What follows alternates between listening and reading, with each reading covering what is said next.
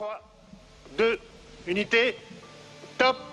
Lançado em uma região além da órbita lunar em dezembro de 2021, uma região conhecida como Ponto de Lagrange, com custo de 10 bilhões de dólares e mais de 20 anos de desenvolvimento, com o lançamento das primeiras imagens e espectros, o James Webb inaugurou o início das suas operações científicas, onde astrônomos de todo o mundo terão a chance de observar qualquer coisa, desde objetos dentro do nosso sistema solar até o universo primitivo, usando os seus 4 instrumentos a bordo. E agora vamos destrinchar em detalhes essas incríveis descobertas que ele fez, com apenas algumas semanas de operação, nas primeiras imagens que foram divulgadas.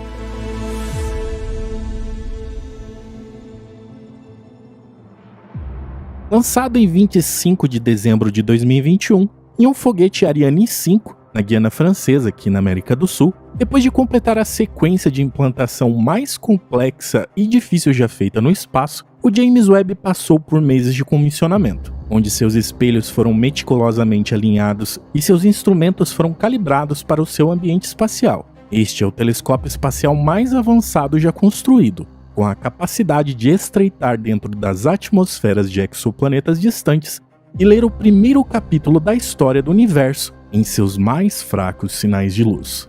Sinais estes que foram esticados para frequências em infravermelho durante a sua viagem de bilhões de anos através do tecido do universo em expansão. Durante esse processo, seu progresso foi brevemente interrompido depois de receber um impacto assustador de um micrometeoroide em algum momento entre 23 e 25 de maio. Durante uma coletiva de imprensa divulgada em 29 de junho, a administradora da NASA, Pam Merloy, chegou a dizer que o que ela viu a comoveu como cientista, como engenheira e como ser humano, o que aumentou ainda mais a expectativa na comunidade científica. As imagens estavam programadas para serem liberadas durante uma conferência da NASA no dia 12 de julho, mas pelo que eu particularmente acredito que seja um ato político, Joe Biden resolveu atravessar essa data revelando a primeira imagem colorida do telescópio espacial James Webb um dia antes. A live durou pouquíssimos minutos e foi recheada de discursos aleatórios que pouco importavam para o evento,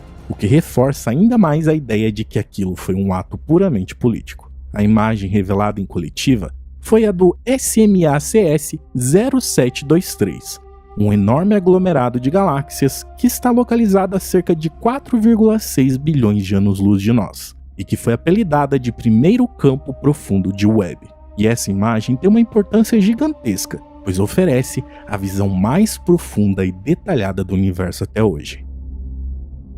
Essa região registrada contempla o tamanho de um grão de areia no céu, e só nesse pequenino espaço há tudo isso de galáxias e estrelas que observamos. Anteriormente, essa região já havia sido imaginada pelo Hubble, e fazendo uma comparação de poder, o James Webb apontou exatamente para o mesmo lugar que o Hubble fez no passado.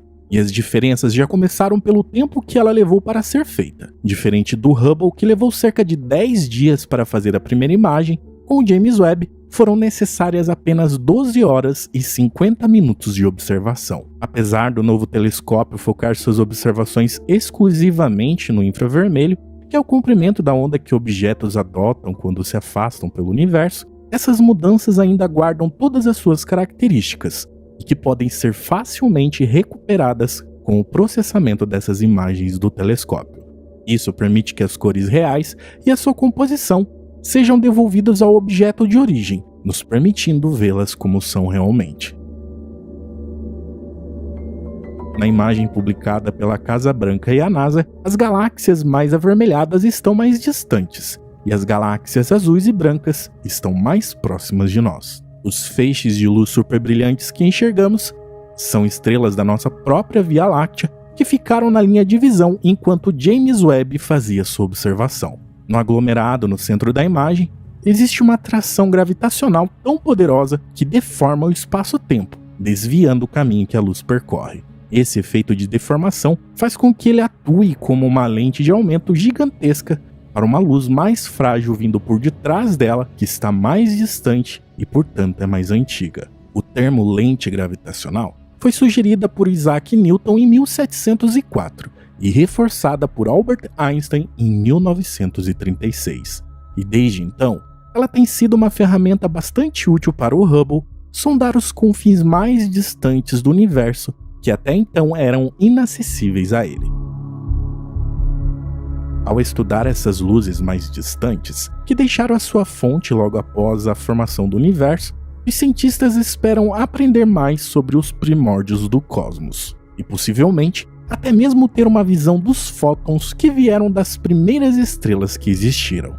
Embora o James Webb busque diversos alvos cósmicos, é a busca por essa luz que inspirou as equipes envolvidas na construção do telescópio. Na imagem apresentada pela equipe, o telescópio conseguiu ver detalhes de elementos que incluem o oxigênio em uma das primeiras galáxias que surgiram no universo, cerca de 400 milhões de anos depois do Big Bang.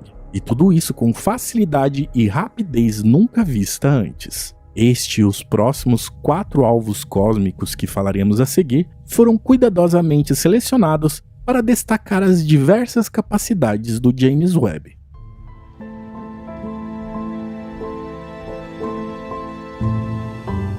A segunda imagem publicada hoje é um conjunto de 5 galáxias em interação, conhecido como o Quinteto de Stefan. O interesse maior está em estudar a órbita caótica dos planetas nessas galáxias. Isso porque esse tipo de lugar extremo pode dar aos cientistas informações importantes sobre como a gravidade se comporta em escalas muito grandes. E pode também fornecer pistas sobre a natureza da matéria escura, que continua um mistério e que compõe a maior parte da massa do universo. O que o James Webb descobriu de novo por ali é o efeito de buracos negros supermassivos, onde foi possível ver que nos centros das galáxias há um efeito de núcleo ativo, deixando claro que ali há buracos negros supermassivos se alimentando ferozmente, conforme as galáxias vão interagindo umas com as outras e o gás cai na direção deles. Outro detalhe que não pôde ser ignorado é a quantidade impressionante de galáxias reveladas no fundo da imagem e que poderão ser estudadas no futuro.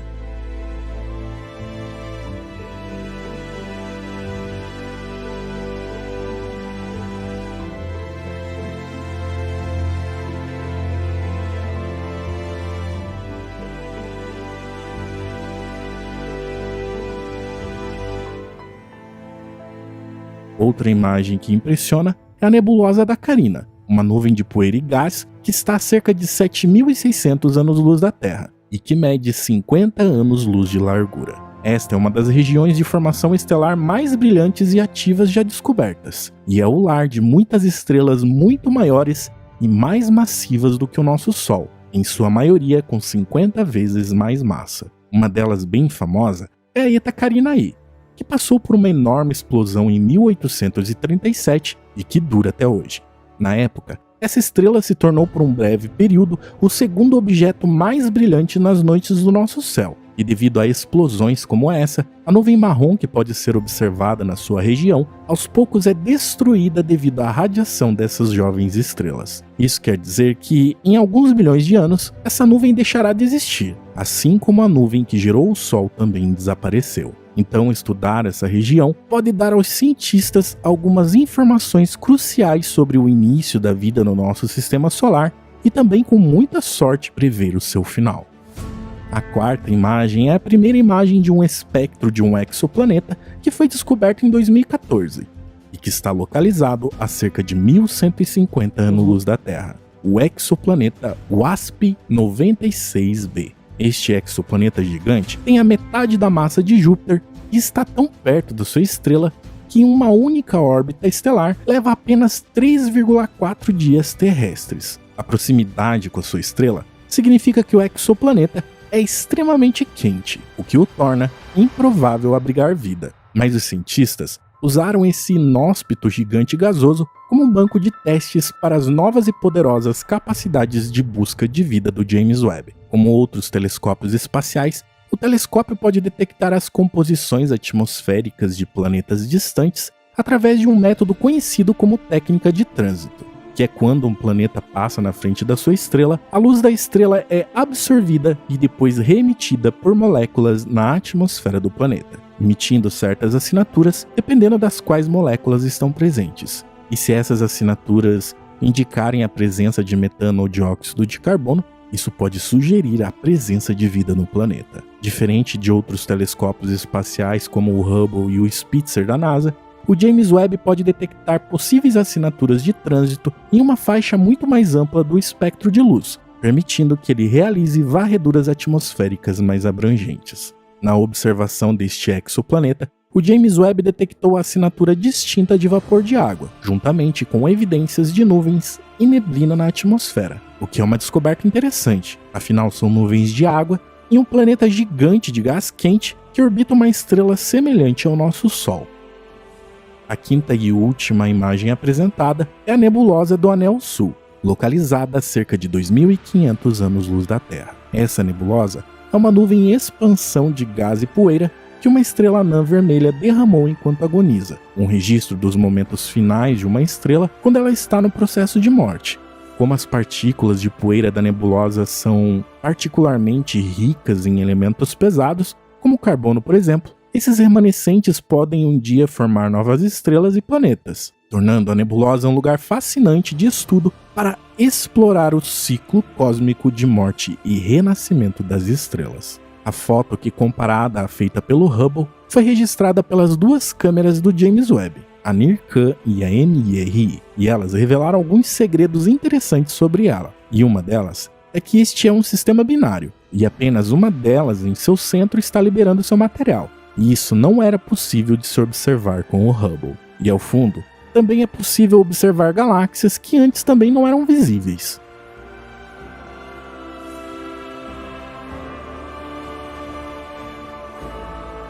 Embora as imagens se destinem a mostrar o que o James Webb pode fazer, o telescópio conseguiu fornecer em apenas algumas semanas de funcionamento um vislumbre das suas capacidades notáveis, que nenhum outro tipo de equipamento criado anteriormente pelo homem pôde nos dar nos últimos 50 anos. E elas sugerem claramente que muitas e muitas descobertas inovadoras estão por vir.